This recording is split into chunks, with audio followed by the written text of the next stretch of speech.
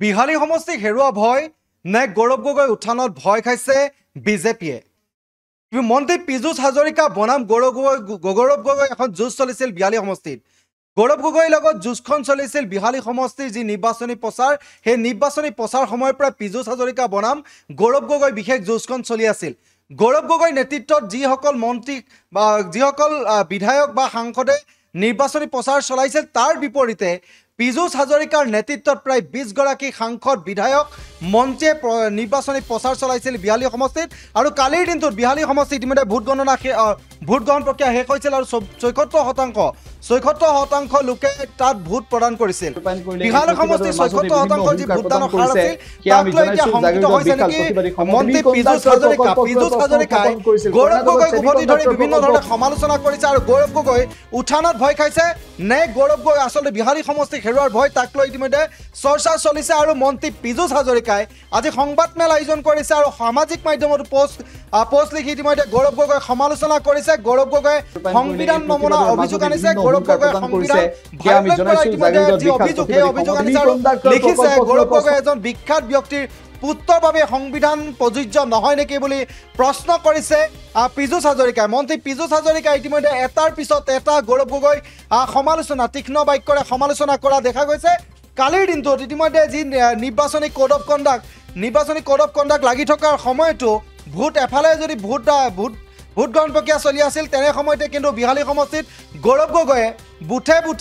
Vote কেন্দ্ৰ ইতিমধ্যে প্ৰচাৰ চলোৱাৰ অভিযোগ উত্থাপন কৰিছে নিৰ্বাচনী প্ৰচাৰ অভিযান সমাপ্ত কৰাৰ পাছতো কিন্তু গৌৰৱ গগৈ বিহালী সমষ্টিত বাহৰ পাতি বুথে ভোট কেন্দ্ৰসমূহত গৈ তেওঁ প্ৰচাৰ চলোৱা অভিযোগ আনিছে আৰু ইতিমধ্যে সংবিধান প্ৰযোজ্য নহয় নেকি বা সংবিধান গৌৰৱ গগৈ নামানে নেকি বুলি ইতিমধ্যে তেওঁ সমালোচনা কৰা দেখা গৈছে এই মুহূৰ্তত আমি কৈছোঁ যে বিহালী সমষ্টিৰ বাকীৰ মাজত যি ধৰণৰ এক চৰ্চা চলিছিল বা বিহালী সমষ্টিৰ যিখন কংগ্ৰেছ বিজেপিৰ যুঁজ আছিল আৰু সেই যুঁজখন চলিছিল বিশেষকৈ মন্ত্ৰী পীযুষ হাজৰিকা বনাম গৌৰৱ গগৈ আৰু এই যুঁজখনৰ পাছতে ইতিমধ্যে চৰ্চাৰ বিষয় হৈছিল যে বিহালী সমষ্টিক হেৰুৱাবলৈ গৈছে নেকি বিজেপিয়ে যিহেতু বিজেপিৰ মাজতে যিহেতু বিজেপি প্ৰাৰ্থিত্ব কেন্দ্ৰিক যি সংঘাত আৰু সেই সংঘাতে চূড়ান্ত পৰ্যায় পাইছিলগৈ যিহেতু সাংসদ ৰঞ্জিত দত্ত আৰু পল্লৱ লোচন দাস প্ৰাক্তন সাংসদ পল্লৱ লোচন দাসৰ মাজত এখন যুঁজ চলিছিল আৰু সেই যুঁজখনৰ বাবে বিজেপি যি প্ৰাৰ্থী আৰু প্ৰাৰ্থিত্ব কেন্দ্ৰিক সংঘাত বাঢ়িছিল দিগন্ত ঘাটোৱালক প্ৰাৰ্থিত্ব প্ৰদান কৰাৰ পাছতে বিজেপিৰ একালত ৰঞ্জিত দত্তৰ ঘনিষ্ঠ জয়ন্ত বৰাই বিজেপি ত্যাগ কৰি কংগ্ৰেছৰ পৰা প্ৰাৰ্থিত্বলৈ বিহালী সমষ্টিত প্ৰতিদ্বন্দ্বিতা কৰিছিল আৰু তাৰ পাছতে চিন্তা বাঢ়িছিল বিজেপিয়ে প্ৰায় 20 গৰাকী মন্ত্ৰী বিধায়ক সাংসদ লৈ তাত নিৰ্বাচনী প্ৰচাৰ চলাইছিল মিত্ৰজোঁটৰ কেইবাগৰাকীও মন্ত্ৰী ইতিমধ্যে তাত বিধায়ক হৈ প্ৰচাৰ চলাইছিল বিজেপিৰ হৈ আৰু কিন্তু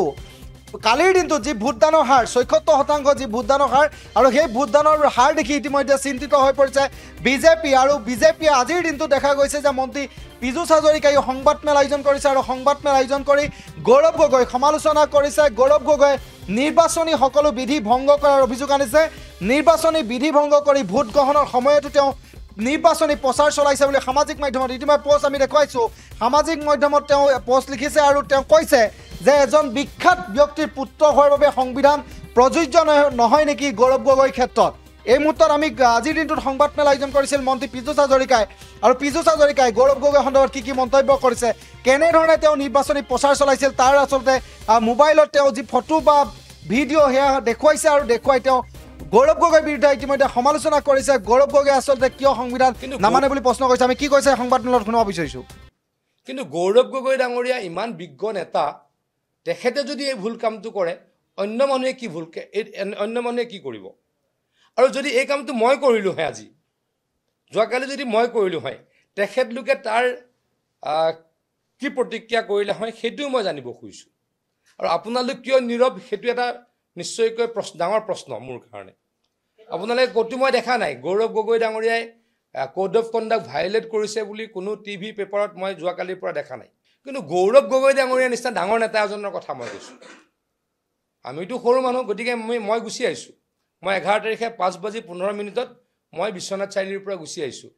ঠিক তেনেকৈ অশোক সিংঘাল ডাঙৰীয়াও গুচি আহিছে ঠিক তেনেকৈ আমাৰ ৰঞ্জিত দাস ডাঙৰীয়াও গুচি আহিছে জয়ন্ত মল্ল বৰুৱা ডাঙৰীয়াও গুচি আহিছে ইমান এগৰাকী ডাঙৰ নেতা কালি বুথে ঘূৰি ফুৰিব পায় নেকি আপোনালোকৰ মতে পায় নেকি আপোনালোকৰ মতে নিশ্চয়কৈ পাই যেন লাগে, কাৰণ ক'তো এটা মই টিভিত নেদেখিলোঁ, কোনো এখন বাতৰি কাকতত নেদেখিলোঁ গৌৰৱ গগৈ ডাঙৰীয়াই আচাৰ সংহিতা বা কোড অফ কণ্ডাক্ট ভায়লেট কৰিছে বুলি মই দেখা নাপালোঁ। এই গগৈ নামৰ ব্যক্তিগৰাকী যোৱা 20 দিন টেলিফোনৰ CDRখন ওলাই গ'লে 1 মিনিটতে ওলাব। মোৰ লগত ফটো আছে, বুথ চেণ্টাৰত বহি থকা ফটোখন মই দিম নেকি?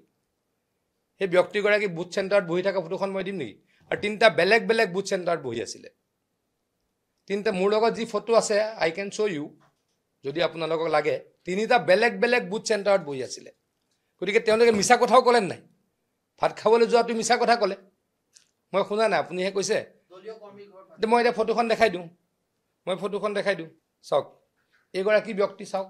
মই জুম কৰিছোঁ, এইগৰাকী ব্যক্তি হয়নে? চাওক এইগৰাকী এটা বুথ চেণ্টাৰত বহি আছেনে? এই একেগৰাকী ব্যক্তি বেলেগ এটা বুথ চেণ্টাৰত বহি আছেনে? চাওক এইগৰাকী ব্যক্তি। যিকোনো খবৰৰ বাবে যোগাযোগ কৰক 7099017330 অথবা 7099017990 নম্বৰত।